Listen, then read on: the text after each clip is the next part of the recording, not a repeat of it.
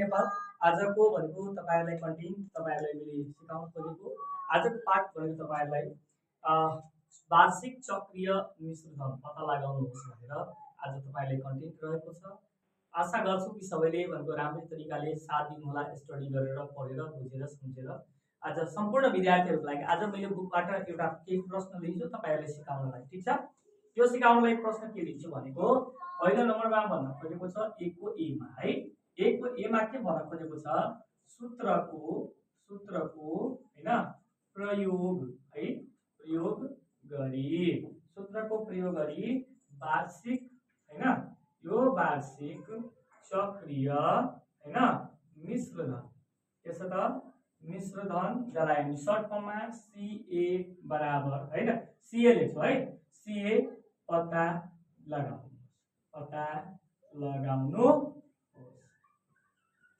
अब तपाईहरुलाई थाहा छ भनेको यो यसमा सूत्रको प्रयोग गरी वार्षिक चक्रीय मिश्रधन CA पत्ता लगाउनुहोस्, ठीक छ। हामी सूत्र पनि प्रयोग गर्छौं, बिना सूत्रको कुनै पनि हिसाब बन्न सकिरहेको रहँदैन। ल ठीक छ, प्रश्न याद दिएको छ, यो त भइसक्यो, प्रयोग गरे। एक नम्बरमा दिएको छ आरएस छ तपाईको कति छ 10,000 10,000 यति 8 कति पर्सेन्ट को दरले छ 10% है, 10% को दरले 4 कति छ 2 इयर्स है, 2 इयर्स है।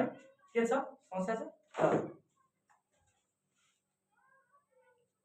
ल ठिकै छ, केही छैन भयो। अब यो यति छ भनेको हामीले बुझ्नु पर्छ। आरएस कति छ हेर्नुस् 10,000 दिएछ मूलधन भनेको 10,000 र ब्याज दर 10% र बढीको समय कति छ 2 वर्षको लागि। अब यसमा भनेको हामीलाई CA पत्ता लगाउनु चक्रीय वार्षिक चक्रीय मिश्रधन कति छ है।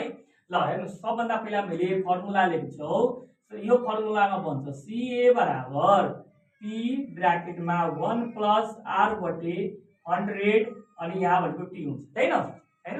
यो प्याटर्नमा तपाईले भनेको बनाउन सक्नुहुन्छ, यो फर्मुलालाई तपाईलाई यो फर्मुला तपाईले बनाउन सक्नुहुनेछ है। जसकारणले गर्दा यहाँ भन्न खोजिएको छ भने हेर्नुस् अब बनाउँदाखेरि या हियर लेख्नुस् यहाँ लेख्नुस्, नेपाली भए पनि चल्छ इंग्लिश भए पनि चल्छ, बेटर हुन्छ टु गुड है। ल यहाँ हामीले भनेको सल्युसन गरेर हाल्छौं है, सल्युसन लेखेछौ र P कति छ भनेको आएको। ल P भनेको आरएस कति छ त P बराबर 10,000 र भनेको R भनेको कति छ त भनेको 10% छ है, कति छ त 10%। ल त्यस्तै T भनेको टाइम कति छ 2 इयर्स हैन, त्यही न 2 इयर्स हो है, 2 वर्ष हो। 2 वर्षमा भनेको अब यो भयो, यसको मूलधन भनेको 10,000 र ब्याज दर भनेको 10% र समय अवधि कति छ भनेको 2 वर्ष र निकाल्नु के छ भनेको वार्षिक चक्रीय मिश्रधन। वार्षिक चक्रीय मिश्रधनको सर्ट फर्म मैले लेखेछु CA बराबर कति छ 1। Understood that. ल अब हामीले भनेको सूत्र अनुसार या हामीलाई थाहा छ के भन्छौ भनेको वी नो दैट भयो। वी नो दैटमा भनेको के भन्नु पर्छ भनेको अब यहाँ भनेको खास गरेर CA बराबर के हुन्छ CA बराबर भनेको P 1 + हैन R/100 अनि यहाँ भनेको के हुन्छ T हुन्छ। यो फर्मुला हामीले यहाँ पनि लेखिदिन्छु तपाईहरुलाई अन्डरस्ट्यान्डिङको लागि। चक्रीय वार्षिक चक्रीय मिश्रधनको भनेको CA बराबर P ब्र्याकेट 1 + R/100 अनि पावर T हुन्छ है। ल अब भनेको यो सबैको भ्यालु यहाँ जहाँ छ भनेको हामीले राख्नुपर्छ। मूलधन भनेको P कति छ भनेको 10,000 छ। ल ब्र्याकेटमा 1 + R कति छ 10/100 छ। T कति छ आएको 2 इयर्स है। अब रु हाम्रो कति आयो 10,000 हैन अनि 1। अब हेर्नुस् मैले अब यहाँ ध्यान दिनु होला, यो तल र माथिको यहाँ प्लस छ, त्यसकारणले गर्दा के हुन्छ 1 × 100 कति भयो 100 भयो र प्लस 10 हुन्छ त कति भयो 110 मतलब 110। 100 + 10 भनेको 110/100 हैन, 110 कति भयो 100 है। ल 100 अलि राम्रोसित लेखिदिनुस् हैन 100 है अनि माथि भनेको 2 यो छ है, भनेको पावर यसको 2 भनेको इयर्स हो वर्ष हो है। त्यहाँनिर अब 10,000 मूलधन छ, 10,000 मूलधन छ। अब यसलाई डिभाइड गर्नुपर्छ, पहिला डिभाइडको काम बट्टे भनेको 22 भनेको डिभाइड गर्दौ 110 बटे 100 भनेको कति आउँछ 1.10 हैन। अब यहाँ कति छ 2 वर्ष। अब 1.10 भनेको छ भनेको यहाँ मल्टिप्लाई राख्नु 1.10 हैन, यही छ नि आएको। यसको स्क्वायर गर्दाखेरि यो डबल चोटि मल्टिप्लाईलाई गर्नु होला तपाईहरु क्याल्कुलेटरमा 1.10 गुण्ने 1.10 बराबर 1 यहाँ भनेको 1 अनि 1 1 भनेको 2 2 1 है। यति भनेको हाम्रो यो आउँछ है। कति आउँछ यो भनेको यहाँ आउँछ 1 दशमलव यहाँ भनेको 1 दशमलव कति छ त 1.10 को स्क्वायर गर्दाखेरि 1.10 अनि 1.10 बराबर 1.21 आउँछ है। ल ध्यान दिनुस् यो भनेको हामीले यहाँ राख्नुपर्छ।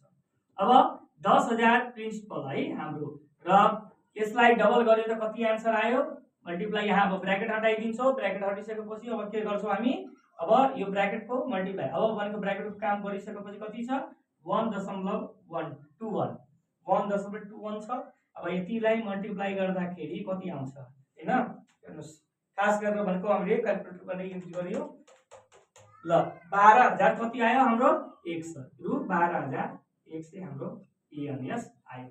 चक्रीय ब्याज है हाम्रो सरी वार्षिक चक्रीय मिश्र दर हैन, यो हाम्रो कति आयो त यो 12,100 आन्सर आइसक्यो।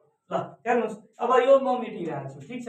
तपाईले यस्तै प्रकारका क्वेशनहरु अहिले दिइरहेको छु, तपाईहरुले क्लियरली गरेर भनेको बनाएर देखाउनुहोस् है।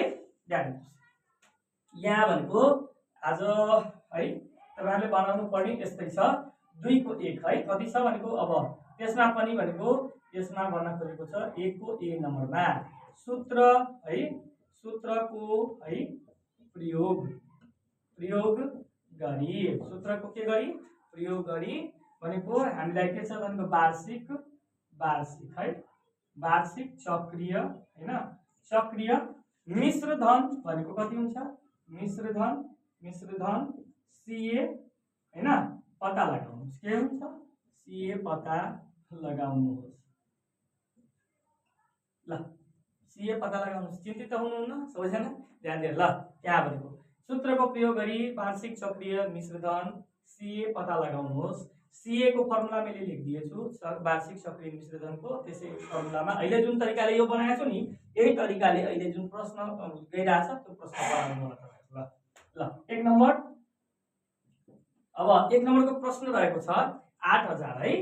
आरएस कति छ मूलधन प्रिन्सिपल 8,000 है 8% र 4 कति छ 3 वर्ष मतलब 3 इयर्स है। यो भयो तपाईको। अनि दोस्रो नम्बर चाहिँ आरएस कति छ दिएको 12,000 भनेको कति छ 5% 4 कति छ 3 इयर्स कति छ 3 इयर्स है 3 इयर्स भयो। अब यो कुरा भइसक्यो भने अब 3 वर्ष।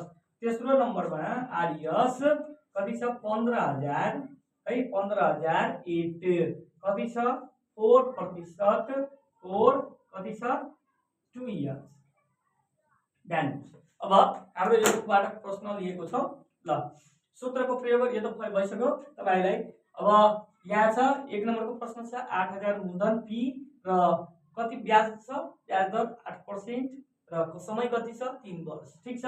त्यस्तै दोस्रो प्रश्न छ 12,000 मूलधन प्रिन्सिपल हैन अनि ब्याज दर भनेको R 5% र भनेको समय T बराबर 3 वर्ष यहाँ पनि दोस्रोमा। तेस्रोमा पनि भनेको 15,000 अनि प्रिन्सिपल मतलब P दिएको छ ब्याज दर 4% दिएको छ R र समय अवधि भनेको कति छ 2 वर्ष हो।